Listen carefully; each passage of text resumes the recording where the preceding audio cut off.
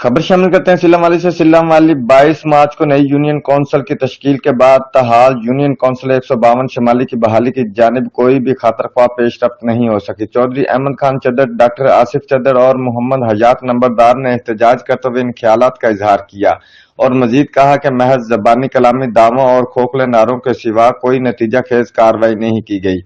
हमारे गांव की सबसे बड़ी बदकिस्मती ही यही है कि हम इज्तिमाई कामों में मां सिवाय बातों के और कुछ नहीं करते।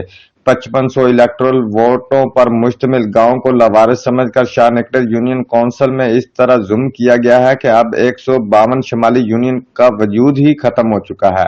हमारी तरजीहात में सिर्फ चेयरमैन और वाइस चेयरमैन का टैग है और सिर्फ इसी टाइटल की ख्वाहिश ही हमारा मंशूर है।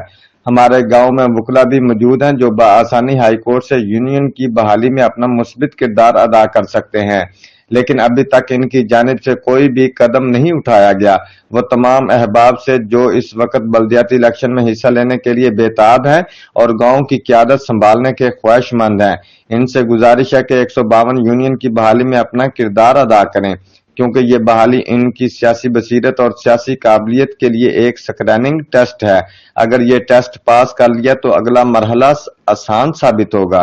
रिपोर्ट चौधरी मोहम्मद सरफराज चद्दर, जियो एक्सप्रेस न्यूज, सिल्ला वाली, सरगोदा।